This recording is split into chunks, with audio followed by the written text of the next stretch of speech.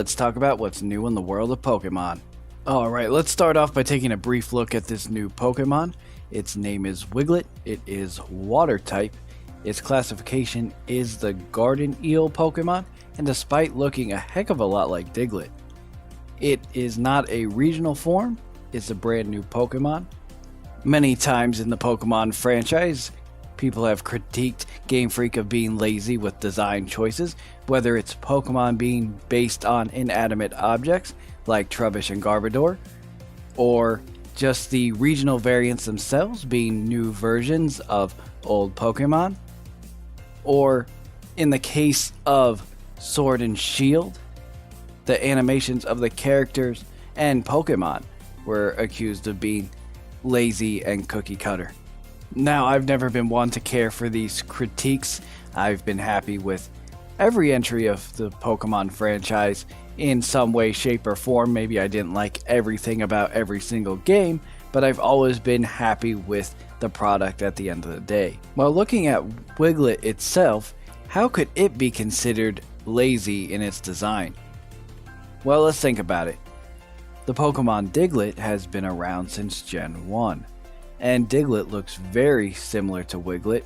They do have some sort of relationship which is explained for the game, but it's still a design that they are reusing. While there is some differences, like the color is different and Wiglet is more wiggly and stretchy, it's still a very similar design, especially when you look at the eyes and the nose.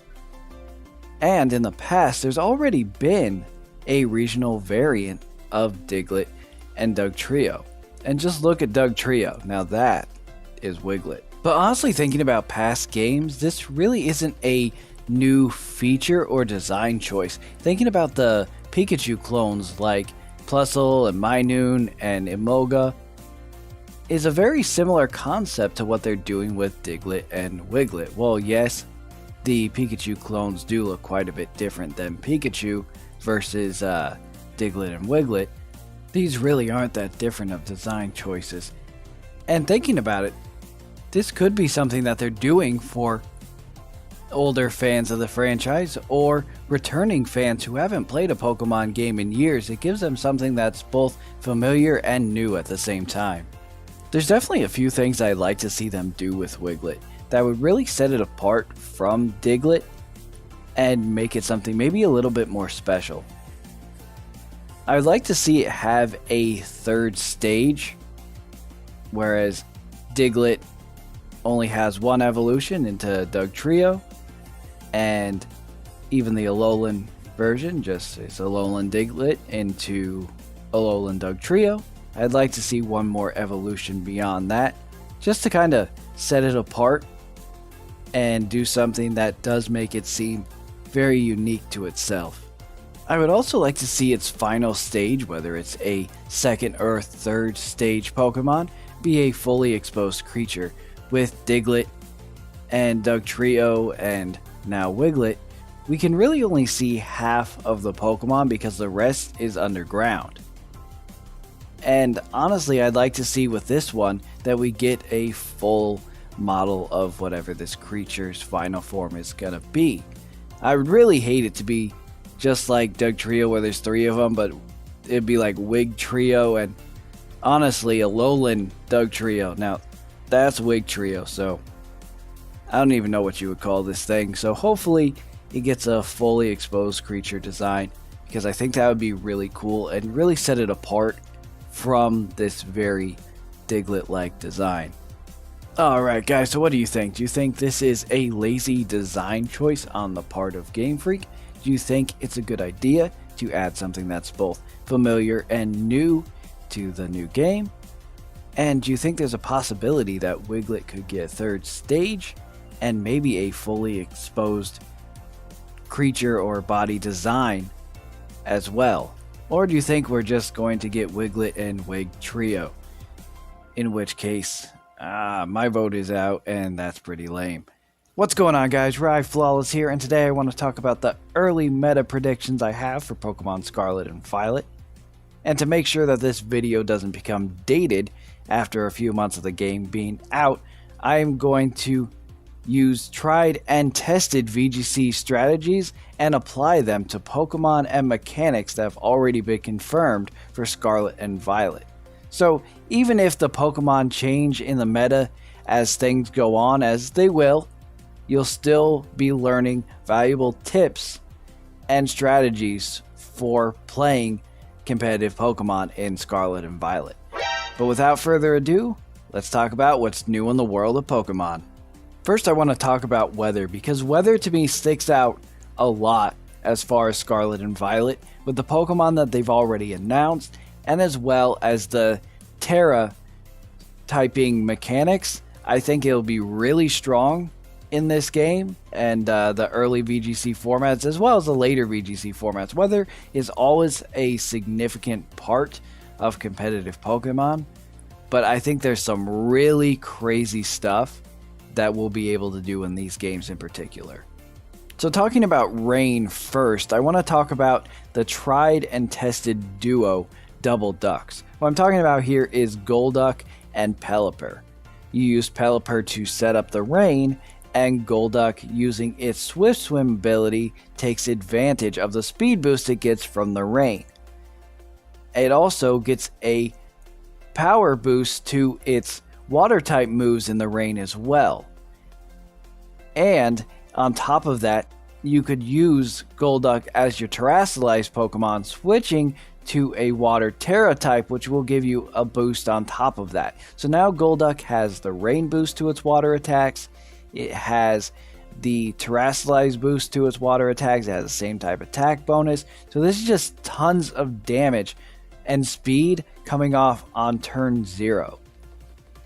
And then even if you didn't want to go the water route and you wanted to have something maybe with a little bit more coverage, I could see you turning into the Grass Terra type with Golduck. This would allow you to do good damage onto opposing water Pokemon, and it would give you pretty good defensive typing in the rain, because you'd have the fire damage to this now grass type mitigated by the rain as well.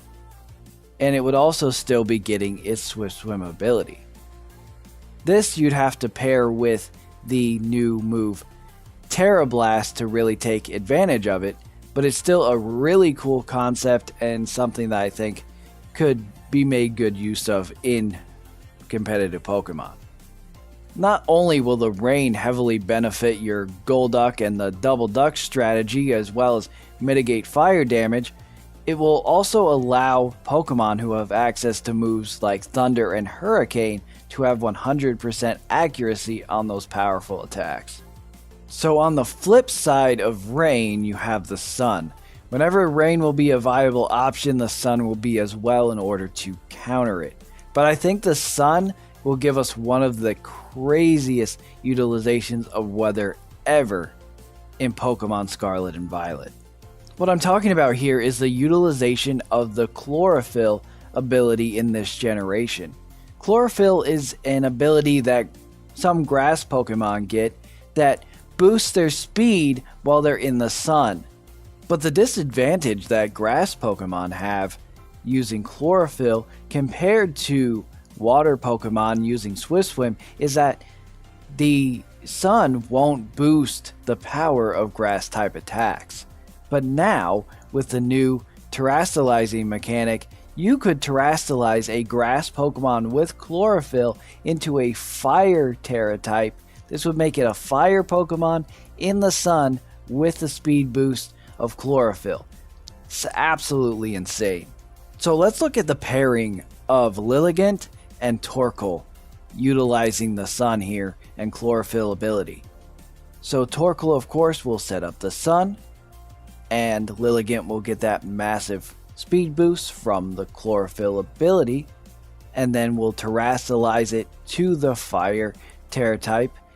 And right now it has several advantages. What we're going to use is, for the same type attack bonus move, we'll use the new move Terra Blast, which does change the typing of the move to the Terra type of the Pokemon. So then that's our Fire type attack that is now boosted in the sun and by the same type attack bonus. But Lilligant will also have access to moves like Quiver Dance that raise not only your special attack but also your speed and special defense, as well as Sleep Powder, and while the sun is up will have access to 1-turn solar beams. So not only will water Pokemon have their attacks lowered in the sun, but they're going to be scared of a really fast 1-turn solar beam. But let's not forget about Torkoal. The one downside you might see in Torkoal is that he's slow. But what his low speed allows you to do is on turn 0, if your opponent brings out the rain and you bring out the sun, your sun will override that rain that's set up. And Torkoal also has access to one of the most powerful moves in the game, in Eruption. This is a 150 base power spread attack that's going to be in the sun, and while using an item like Charcoal, it will be further boosted, and if you want to terrestrialize the Torkoal instead of, say, the Lilligant, then it's going to get another boost on top of that. Now, Eruption having its full power is based on your HP, so to get off that 150 base power attack, you have to be at full health. But if you can get them to over prioritize attacking the Lilligant on the other side or another Pokemon you have there, and Torkoal is able to get off that sun boosted, Charcoal boosted, same type attack boosted, and even Terrestrialize boosted Eruption, that could end the game turn 1. Now, if you don't want to opt to bring either rain or sun, I think sand on Tyranitar is the next best thing, just to get rid of those weathers that the other team may be wanting to use. And I think Tyranitar will be really cool in this format using terrestrializing, because one of my favorite VGC sets to run with Tyranitar is a Scarf Tyranitar. So it's way faster than your opponent may be expecting it to be, and it gives you a very fast Rock Slide. And with Rock Slide being faster, that means you can get off flinches. And now, with terrestrializing, you'd be able to terrestrialize into Rock type, still get the special defense boost that Rock types get from the sand, and then get a boost to your power on your Rock Slide as well. So you're doing way more damage, you're getting the flinch chance, so this can really slow down the momentum of your opponent's team. And in general, I think in the early meta, Tyranitar will find itself getting a lot of use in competitive Pokemon and Pokemon Scarlet and Violet. Looking at some of the Pokemon already confirmed for Pokemon Scarlet and Violet, it already looks to me like Trick Room will be very strong in this generation. It's always had a place in VGC, but it does look particularly good here with strong Trick Room setters like Bronzong or Hatterene, and I could also see a world where Flash Fire Colossal is super viable in Trick Room. If you're not aware of what Trick Room does, it reverses the speed tiers of the Pokemon. So the Pokemon that are faster will move after the Pokemon that are slower. The only thing that I am seeing here in the list of Pokemon confirmed that may make Trick Room a bit harder, a lot of the traditional Follow Me users don't seem to be confirmed yet. I don't know that they will or won't be in the game for sure, but this may make setting up Trick Room just a little bit more difficult. Speaking of Colossal though, Colossal I think will be one Pokemon that can utilize kind of everything that we've talked about really well. Like in Trick Room, saying that it can use its Flash Fire ability, which didn't really see a lot of use in Pokemon Sword and Shield. Its Steam Engine ability will be just as good as it ever was, utilizing the Terra typing. So for a Rain team, you could utilize the Water Terra type and have an Aqua Jet partner to proc the Steam Engine ability, giving you a whole bunch of speed and power and boosted water type attacks. Likely you'll need to use the Terra Blast as the water type attack, but that does make it super viable there. And then you could apply the same thing in the Sun, and you could potentially change it to a fire type. and you would actually take less damage as a fire type Terra. Yes, it would be super effective, but it would only be a single super effective versus where if it's rock and fire, it would be double super effective. So in the sun, you could get that Aqua Jet off that sets off your steam engine, and you could also have something on you like a weakness policy to boost your attack, and you could just go as soon as you get that steam engine speed boost.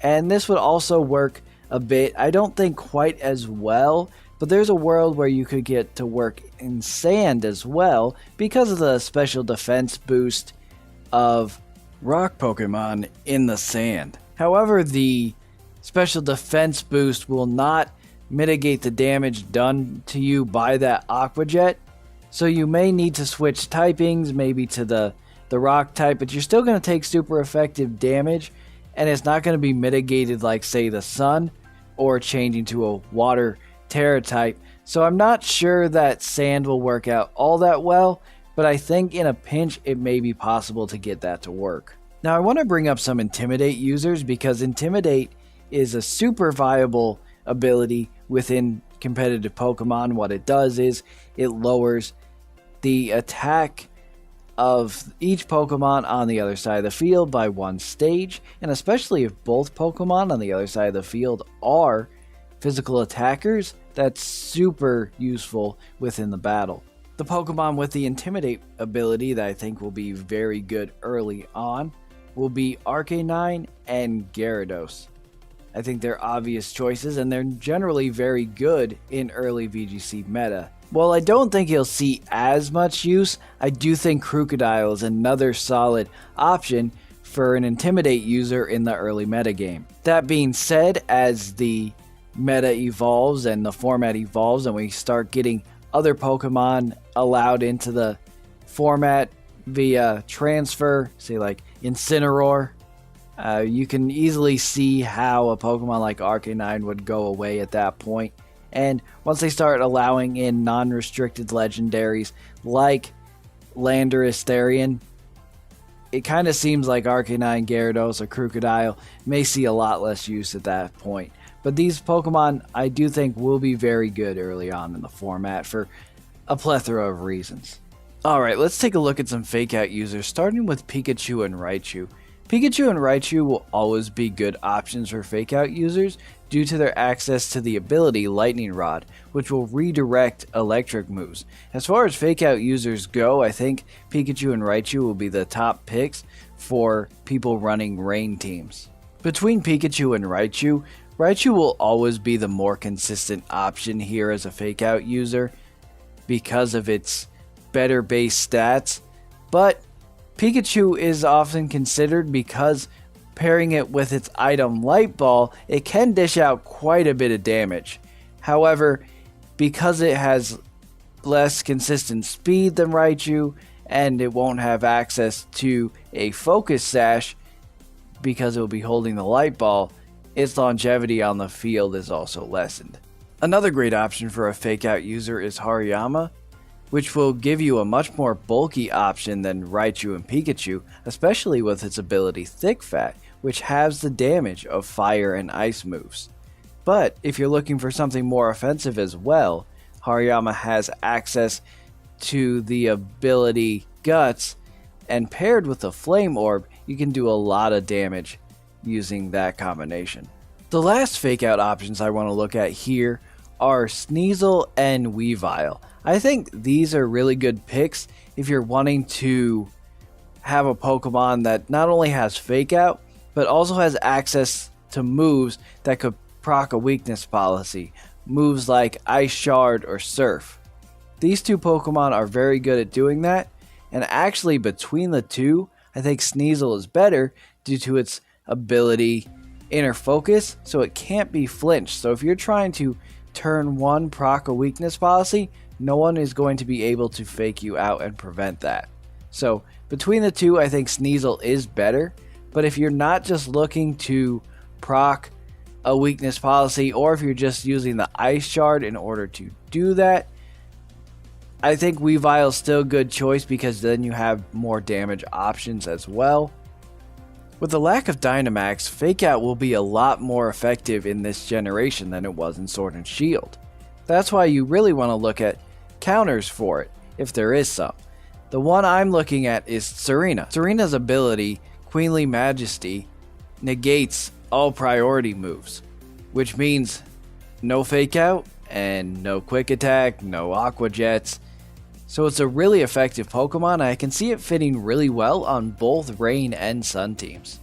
I want to make a brief mention of Sableye. I think Sableye will be potentially one of the best support Pokemon early on in the metagame. I believe at the time of recording this that Sableye is currently the only Pokemon confirmed for Scarlet and Violet that will have access to the Prankster ability. This allows non-attacking moves to have priority. Sableye can make good use of this using moves like Quash, which will make the Pokemon that it targets go last in that turn.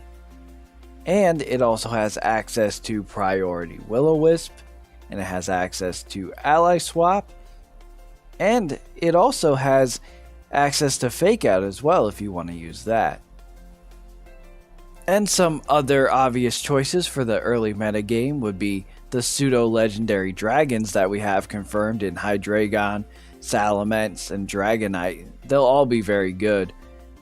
I imagine that Hydreigon and Salamence will be a bit more meta, but I can see Dragonite being really solid using Fire Punch on a Sun team and then utilizing defensive Terra typing as well as its ability multi-scale with perhaps Roost as well to be a bit more bulky of an option. But in general, due to their base stats, great move pools, Hydreigon, Salamence, and Dragonite can really work on just about any team.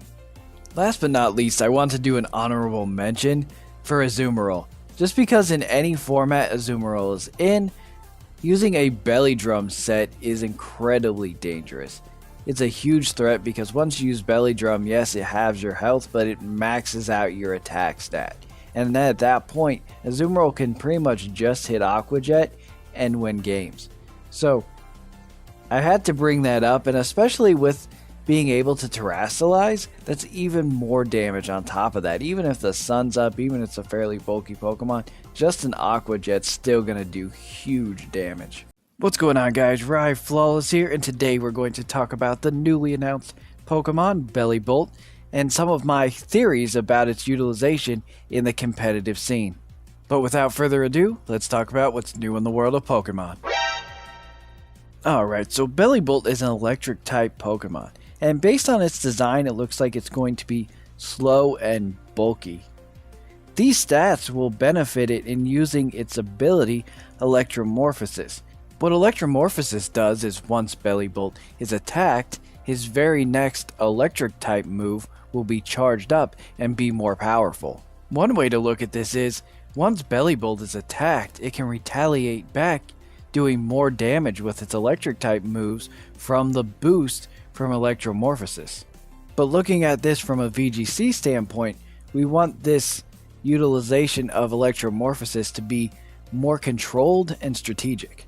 To implement this strategy using Electromorphosis, I would implement both the item weakness policy and the move Trick Room. Now, while we don't currently know if Bellibolt will be more of a special attacker or a physical attacker, as we did see in the trailer him use a little of both, more special, and I am leaning towards him more likely being a special attacker, weakness policy will allow us to implement either one perfectly fine, because what weakness policy does is once the Pokemon holding it is hit with a super effective move, their attack and special attack go up 2 stages. And we want to implement Trick Room so that the slower Pokemon on our side of the field, Bellibolt included, will go before what would likely be faster Pokemon on your opponent's side of the field. In this scenario, our partner Pokemon would be the one setting up Trick Room. Looking at different partner Pokemon to go along with Bellibolt, there's only really 2 that came to mind for me, and that's Dusclops, which isn't confirmed yet, but I think is the better of these two, and the other one is Bronzong. The reason why I'd pick one of these two is because they have both Trick Room and Bulldoze access, as well as Ally Switch. For this theory to work, I am assuming that Bellibolt's speed will fall somewhere between 30 and 50. So the way this strategy works is that on turn 1, you would be setting up the Trick Room with Dusclops or Bronzong. And you would likely want to protect your Bellibolt this turn from taking any unnecessary damage by using the move Protect. Now on the second turn is when you start going on the offensive. So what you want to do is you want to set up the weakness policy and prompt the Electromorphosis on the Bellibolt. So what you would do is with either your Dusclops or your Bronzong, which you'd want to be slower than your Bellibolt, so that under Trick Room, they'll be going before Bellibolt. So you'll utilize the move Bulldoze, and once Bulldoze goes off, it will proc the weakness policy on the Bellibolt. And that's going to raise your attack to 2 stages, and it's going to proc the Electromorphosis as well, raising the power of your electric type move. So at that point, the most ideal move I imagine you could utilize is probably Discharge.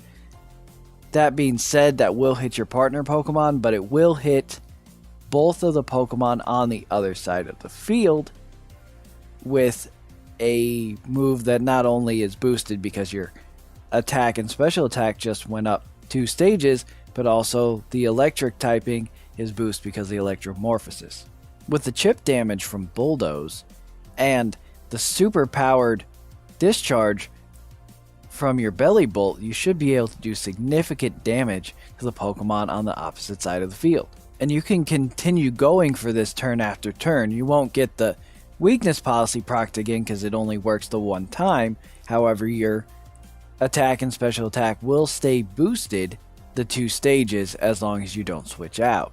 But you can keep hitting the Bulldoze in order to keep proccing that Electromorphosis. And the other move I want to look at is Ally Switch, because if you get into a position where you think maybe Bellibolt is going to take too much damage and you want to make a more defensive play, you can use Ally Switch on your partner Pokemon to switch places with your Bellibolt, and hopefully your opponent will then attack into the wrong target, protecting your Bellibolt, while it can still go for another Discharge. And you could even boost up your power or change up your strategy a bit using Terastallizing. To boost up your power and make it even stronger, you could Terastallize Bellibolt into an electric Terra type. Or to change up your strategy a little bit, you could Terastallize into a different Terra type. The one that sticks out to me as a defensive Terra type to switch into would be Flying, so that you can avoid any ground type attacks. And then you could always use Terra Blast if you want to get some same type attack bonus benefits out of that Flying type. Alright guys, that's my thoughts on Bellibolt. I think it's a really cool Pokemon with a really cool design. What kind of strategies do you guys plan on using? Do you plan on using Bellibolt at all? Do you think he's a cool Pokemon, or maybe I'm just overselling it a little bit? What's going on guys, Flawless here, and today we're going to be talking about the Terastal phenomenon. Due to the recent gameplay demo the media got a hold of, we now have a better understanding of how the mechanic works. So without further ado, let's talk about what's new in the world of Pokemon. Alright, so the first thing to look at with this is that there's no downside offensively to Terastallizing. It's only a buff as far as offenses go. So when you Terastallize, you will gain the defensive typing of the Terra type you turn into. So say you turn into Fire, you will only have the Fire type weaknesses.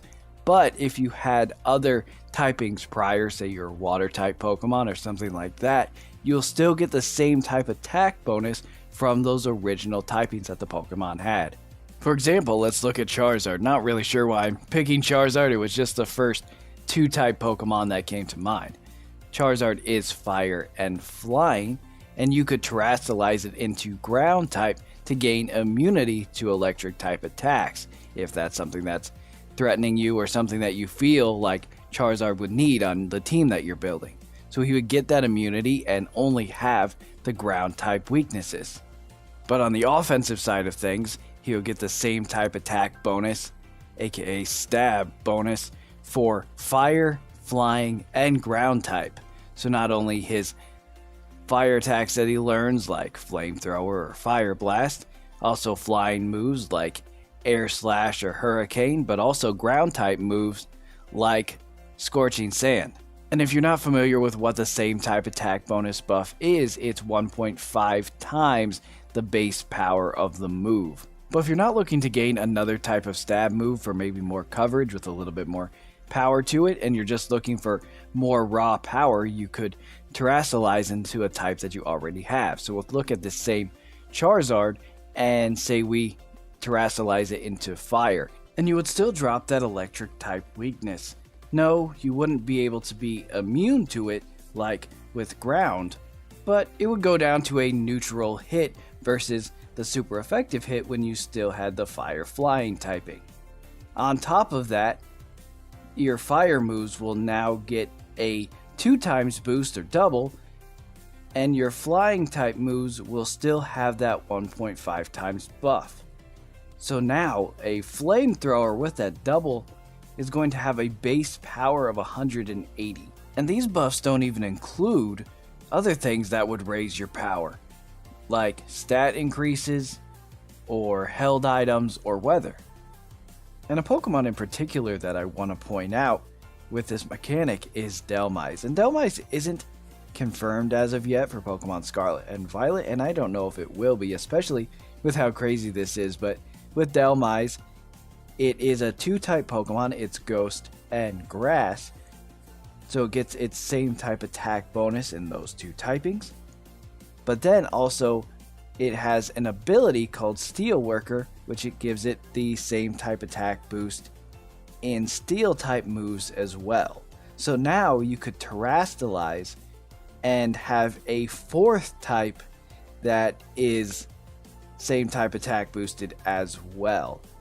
So you can literally just have a spread of moves and get that 1.5 buff in every single one of those moves. That is just crazy coverage.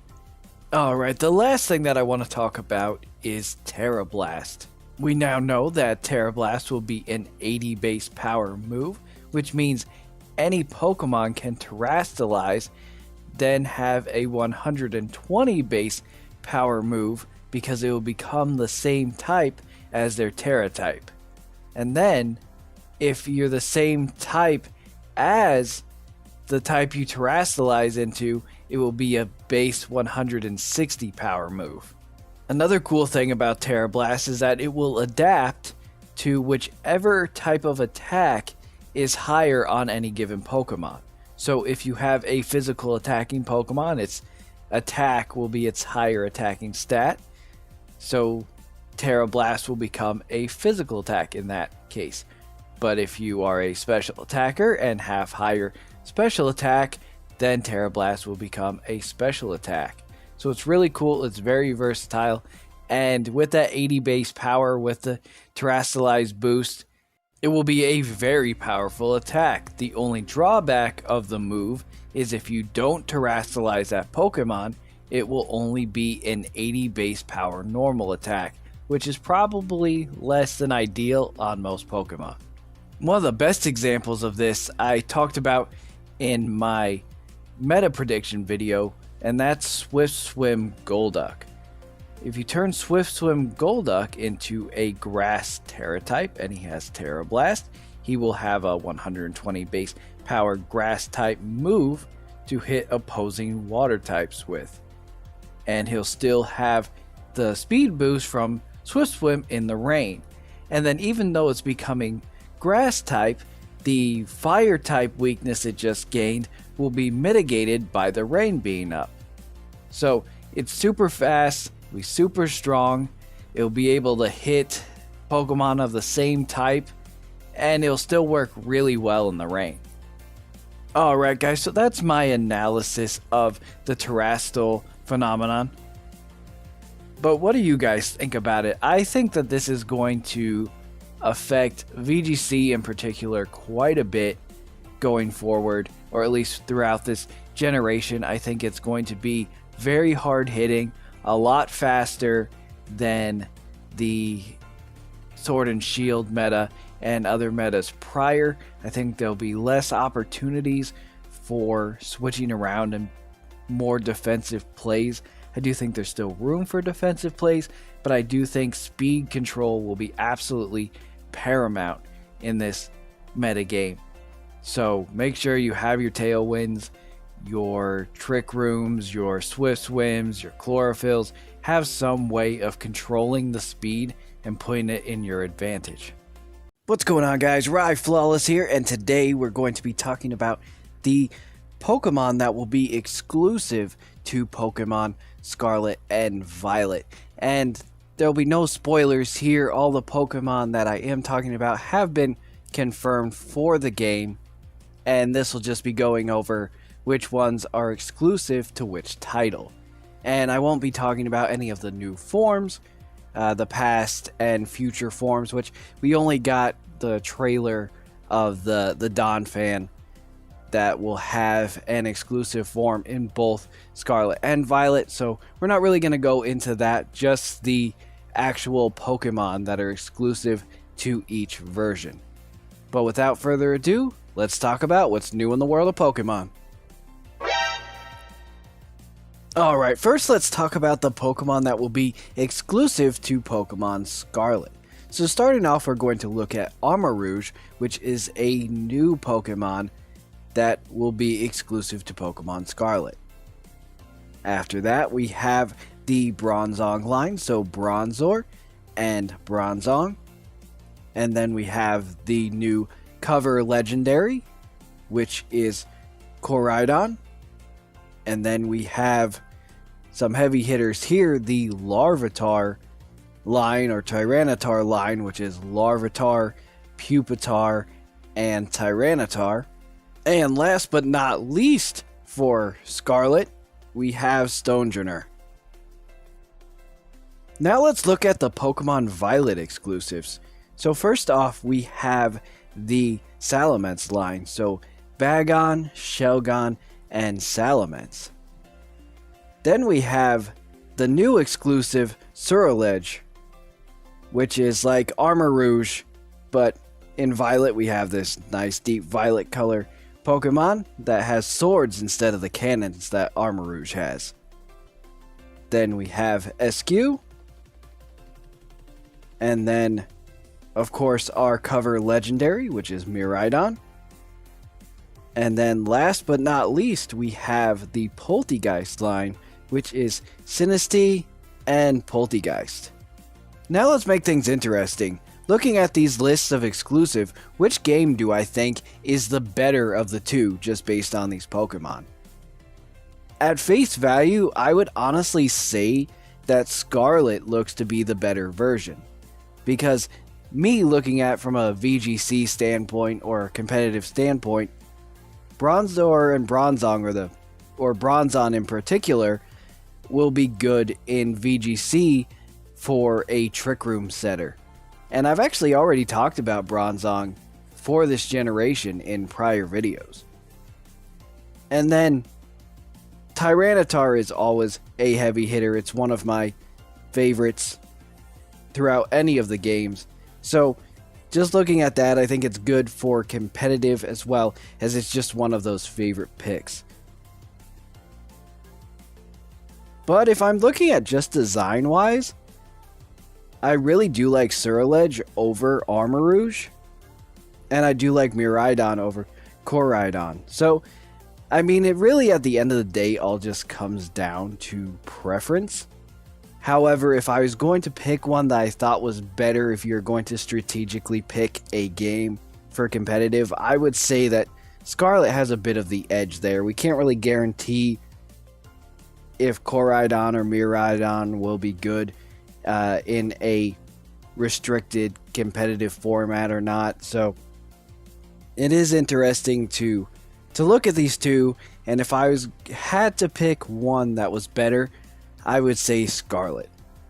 But just because one version may have a little bit of a competitive edge over the other as far as the exclusive Pokemon that it's offering, it doesn't mean that that's the version that I'm going to get. So, for me personally, I'm actually going to get Pokemon Violet. The reason is, I always get the second title of the games. So with Red and Blue, I got Blue, and that just happened to be because I like Blastoise better than Charizard. And then the same thing with Gold and Silver, I liked Lugia better. With Pokemon Ruby and Sapphire, I actually didn't own Ruby or Sapphire. My two brothers each had a version, and I did end up playing my youngest brother's version of Sapphire. And then after that, I also picked Pokemon Pearl. And from that point on, and those were all kind of just because those were my favorites. But from that point on, I just kind of commit to picking the second one each time. So I got Pokemon White, and I got Pokemon Y. Pokemon X and Y was actually one of the ones where, well, the only one where I really kind of thought about maybe I'll get X just because I like the idea of a Pokemon game called Pokemon X. But I stuck to my guns and got Pokemon Y. And then, so Sun and Moon, I got Moon, and then Ultra Moon, and then Pokemon Shield. And so now I'm going to do the same and get Pokemon Violet. And honestly, the exclusives don't matter all that much to me, because especially like the ones that aren't legendary, and I do like Miraidon better, and I do like Surledge, which is the new Pokemon, better, so that does give Violet an edge for me. Plus the other ones, it'll be really easy to trade and get the other Pokemon. Plus the way the multiplayer is, you can go into someone else's game and you can go catch those Pokemon as well. So there's going to be a lot of opportunities to get those exclusive Pokemon. So it doesn't really concern me all that much, and it never really has which game has which exclusive. I'm just going to pick whatever game is second, or, you know, in the past before that, I just picked the one that had the cover that I liked. But that's all I got for you guys. But let me know what you guys are going to pick up in the comments. Are you going to get Pokemon Scarlet? Are you going to get Pokemon Violet? And did this video help you maybe decide which version you were going to get? But thank you so much for watching. You're all flawless, and I'll see you next time. Bye.